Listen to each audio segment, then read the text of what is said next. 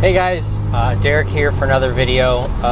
Back by popular demand or by popular request is the fact that in my last video I talked about how I upgraded the clutch in this car and I went with a lightweight flywheel. So some of you guys asked if I could do a video on lightweight flywheels and what I think of them.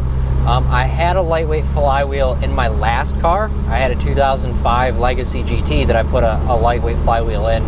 And that car had an OEM clutch in it. When I replaced the clutch at 100 and some odd thousand miles, I just put a stock clutch back in it. But I also went with a lightweight flywheel. And I now have a lightweight flywheel in this, and this has a stage 2 or stage 3 clutch in it. So I can kind of give you an idea of, you know, why you would buy a lightweight flywheel, what the benefits are, and just kind of that stuff.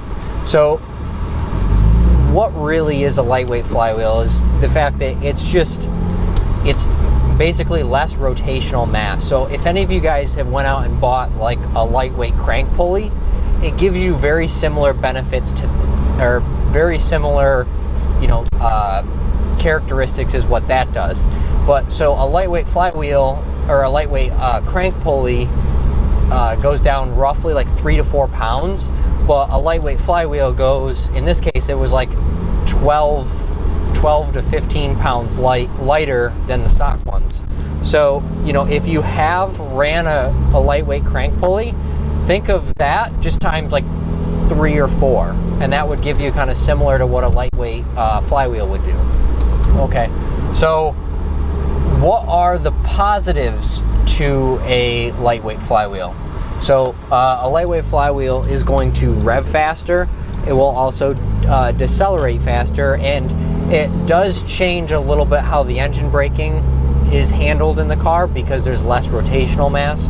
But the lightweight flywheel, in essence, it just revs faster. So it takes your engine and kind of frees up some rotational mass. It's very similar to a lightweight crank pulley. It's very similar to putting on like lighter wheels on the car. You know, rotational mass is better for performance than just weight reduction.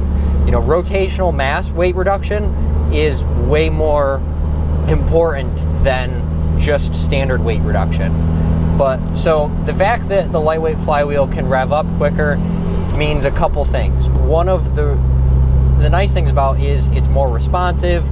You know, when you're doing like rev matching downshifts, you know, it's quicker to rev up, it's quicker to rev down. Going between gears, it can change RPMs faster. But one of the issues with it is that it's kind of a pain in stop and go traffic, because the fact that you would normally go in a certain situation, but when the clutch grabs, being that it does decelerate quicker as well, the car would essentially want to stall out. So it is a little bit of a pain in stop and go traffic, but it can accelerate faster. It is a lot more responsive, which is nice. It's the reason why I like it.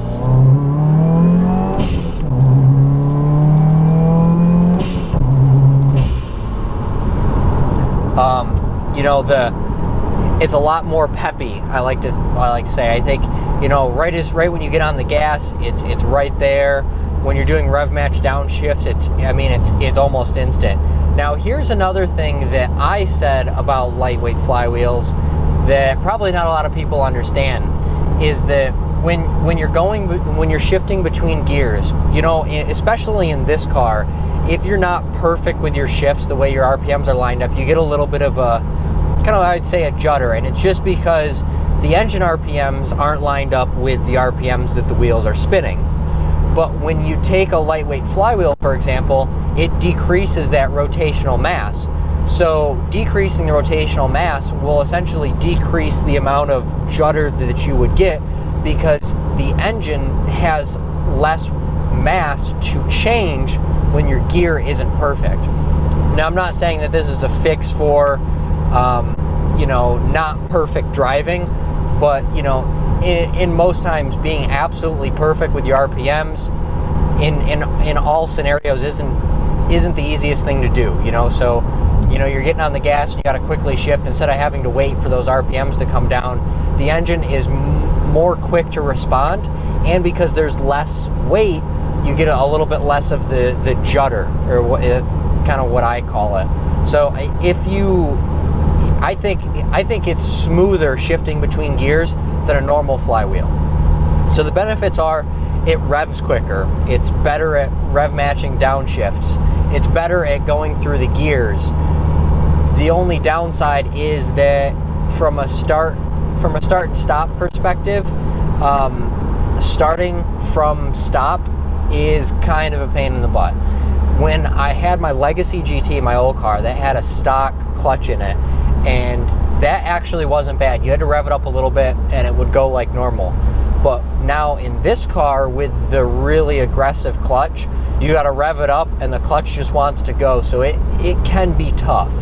So like in my last video, I said, you know, if I were to go with like a puck or a button style clutch that's anything more aggressive than this, I would recommend sticking with an OEM weight flywheel, just because it'll be a lot nicer to drive. If you had a lightweight flywheel and a 6-puck, I could see where that would just be a real pain, and it'd probably be pretty terrible to drive.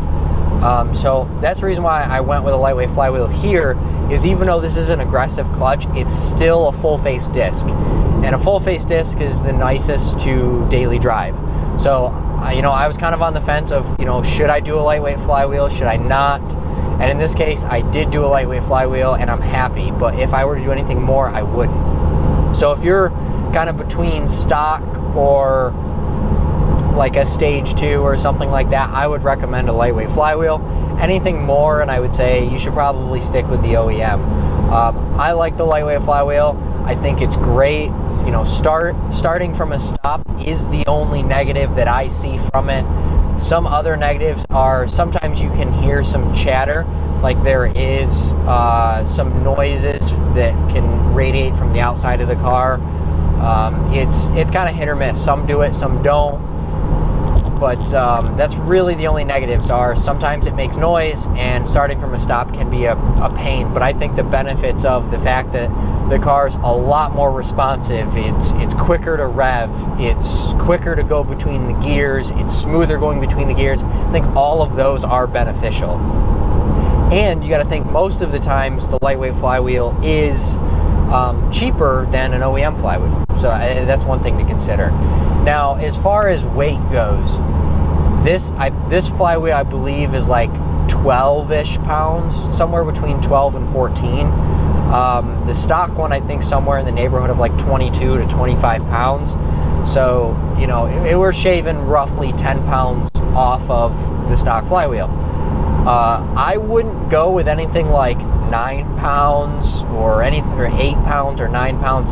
I think that's a little bit too light.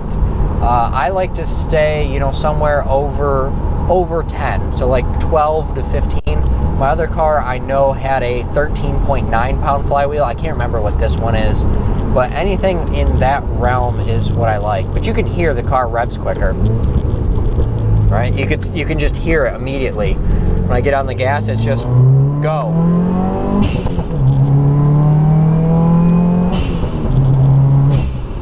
So it just revs quicker, shifting is quicker, everything is quicker. I'm gonna go buy this car here.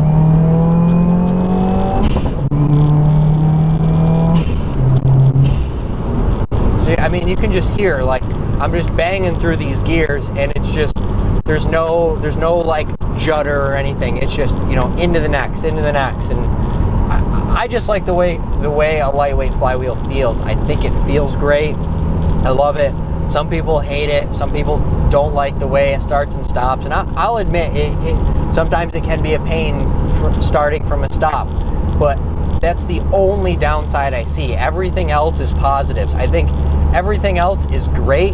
I love it, and I would recommend it to anybody who's going to replace their clutch, just as long as it's not super aggressive. You know, if you're getting into like the pucks and the buttons, that's when I'd be like, I'll probably stick with the OEM. But for now, I'd keep it this way. So thank you guys for giving me the recommendation of doing a lightweight flywheel video. I kind of had the idea of doing it a while back. I just completely forgot about it. So thanks for pointing it out, and hopefully you guys like it. If you have any questions, let me know. And if you have any recommendations for any other videos, please let me know. And I'll see you next time.